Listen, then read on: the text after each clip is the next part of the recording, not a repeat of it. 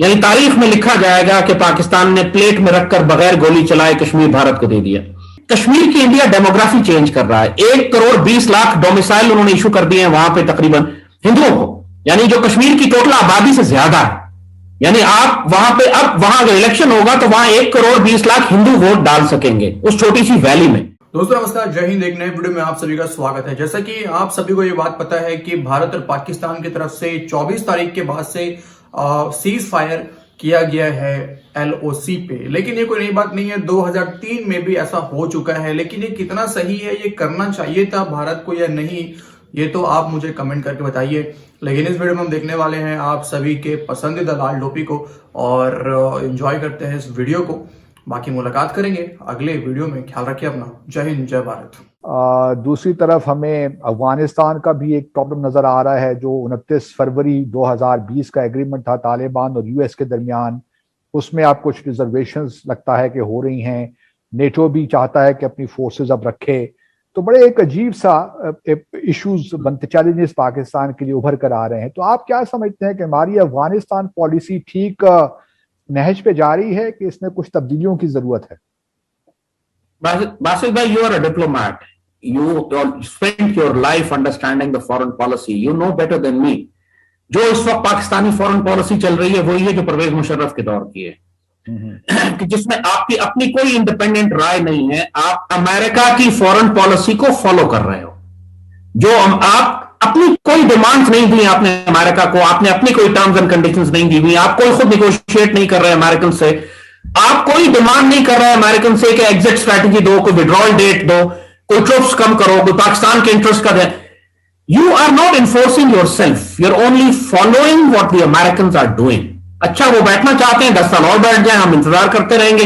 Nobody is objecting to the fact کہ پاکستان میں 1 لاکھ لوگ شہید ہوئے, $150 بلین کا ہمیں نقصان ہوا. It was because of one simple reason, US occupation of Afghanistan. آپ باقی انڈیا کو الزام دیتے رہیں, آپ TTP کو کہیں, آپ BLA کو کہیں, لیکن یہ سارے جو تھے امریکن امبریلا کے نیچے کام کرتے رہے. US is directly responsible for it. جب وہ آکوپیشن فورس ہے, پورا افغانستان کنٹرول کر رہے ہیں, ان کے پاس ریسورسز ہیں, پاکستان کے ٹرائبل ایریاز میں وہ سینکڑوں ڈرون حملے کر سکتے ہیں, تو وہ TTP کو اور BLA کو کیوں ایلیمنیٹ نہیں کر سکتے تھے؟ انہوں نے کیوں الاؤ کیا اس ٹائم پہ کہ پاکستان کو لٹرلی 5th جنریشن وار میں اناہیلیٹ کر دیا جائے؟ We lost almost a division of our army of 12-13 ہزار افسر اور جوان ہمارے شہید ہوئے, ہمارے لیفٹیننٹ جنرل, میجر جنرل شہید ہوئے, ہمارے ینگ پوری پاکستان ملٹری اکیڈمی کی کراپس ہم نے شہید کروا دی جو پاس آؤٹ ہوئے تھے ینگ آفیسرز, اور 100 APS کے بچے شہید کروائے, $150 ارب کا نقصان کروا لیا ہم نے اپنی اکانومی کا. لیکن ہم ابھی بھی نہیں سیکھ رہے کہ پرابلم کیا تھی, کیوں یہ سب کچھ ہو رہا, اور ابھی بھی ہماری اسٹریٹجی وہی ری ایکٹیو اور ڈیفینسو ہے کہ ہم نے اپنی بارڈر کے اندر ایک فینس لگا لی اور سمجھ رہے ہیں کہ دہشت گردی رک جائے گی. دنیا میں کہاں ایک فینس نے دہشت گردی روکی ہے؟ اگر آپ اس فینس کو پروٹیکٹ نہیں کرتے through a proactive strategy of hitting the base areas, of moving into the enemy territory, destroying their camps, occupying heights, moving in pushing them back, creating supporting militias, loyalist militia کو تیار کیے بغیر کہ جو engage کرے hostile territory میں جا کر ان ایلیمنٹس کو کہ جو پاکستان کے خلاف آپریٹ کر رہے ہیں. جب آپ یہ, اور پھر جو فینس کے اس طرف آ چکے ہیں دہشت گرد, جو وزیرستان میں دھماکے ہو رہے ہیں, جو باجوڑ میں ہو رہے ہیں, جو پشاور, جو کہ کوئٹہ میں ہو رہے ہیں, جو کہ بلوچستان میں ہو رہے ہیں, یہ تو فینس سے کئی 100 کلومیٹر اندر دھماکے ہو رہے ہیں اور جنگیں ہو رہی ہیں. لیکن ہم زید صاحب, یہ تو پھر وہی نیریٹو ہوگا نا کہ ہم دوسرے ملک کی سوورینٹی کو بریچ کرتے ہوئے جا کر وہاں پری ایمپٹیو یا سرجیکل اسٹرائک کرتے ہیں.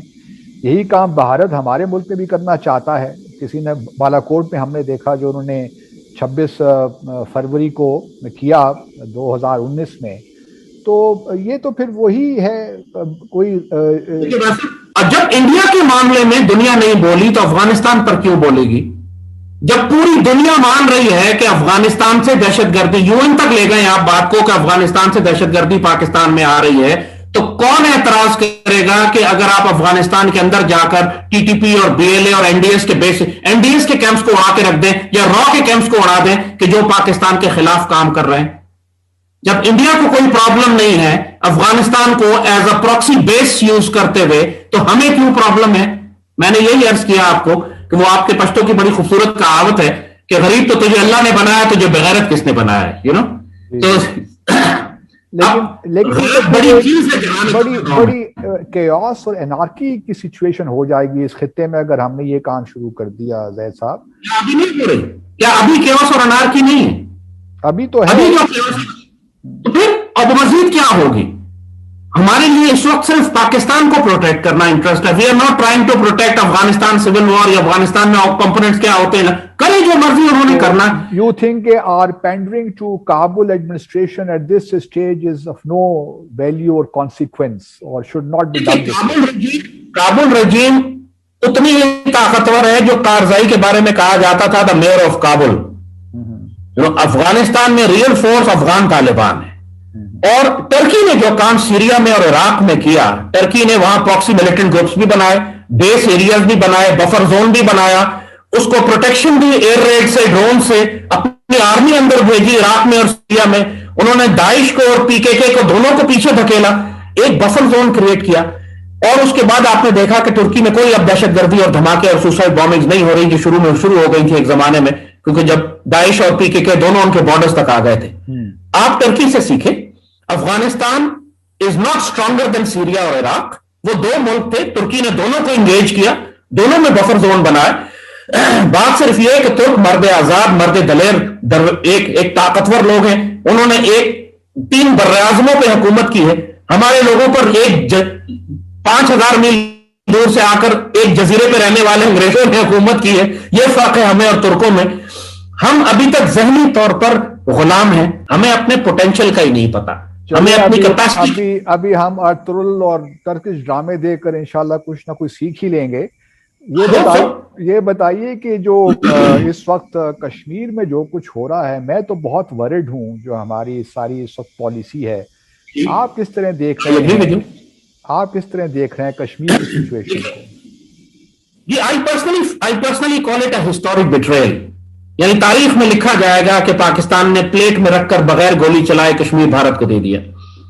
یہ لکھا جائے گا تاریخ میں, کیونکہ ہم کنٹمپریری ہیں نا, ہم ہسٹری نہیں لکھ رہے, ہم آبزرو کر رہے ہیں. آنے والے وقتوں میں لوگ لکھیں گے کہ بازی میں ہوا کیا تھا. یہ انڈیا بار بار جو پاکستان نیریٹو بلڈ کر رہا ہے کہ کشمیر کا فیصلہ کشمیر کریں گے. وزیر اعظم نے ایک اسٹیٹمنٹ دے دیا عجیب و غریب, جس کی کوئی ضرورت ہی نہیں تھی, کہ خود مختار ہونا چاہتے ہیں تو خود مختار ہو جائیں. ایسے موقع آزاد ہو جائیں, خود مختار بھی آزاد ہو جائیں. یعنی اس کا کیا مطلب ہے آزاد ہو جائیں؟ یہ پاکستان کی 70 سالہ تاریخ میں کسی وزیر اعظم نے یہ اسٹیٹمنٹ نہیں دیا جو انہوں نے اسٹیٹمنٹ دے دیا. آپ کم از کم آن پیپر ہی, فار پبلک ریلیشننگ ہی آپ ایک اسٹرانگ پوسٹر لے کر رکھتے ہو. You never surrender your initiative, you never give. انہوں نے کشمیر کی انڈیا ڈیموگرافی چینج کر رہا ہے. 1,20,00,000 ڈومیسائل انہوں نے ایشو کر دیے ہیں وہاں پہ تقریباً ہندوؤں کو, یعنی جو کشمیر کی ٹوٹل آبادی سے زیادہ ہے.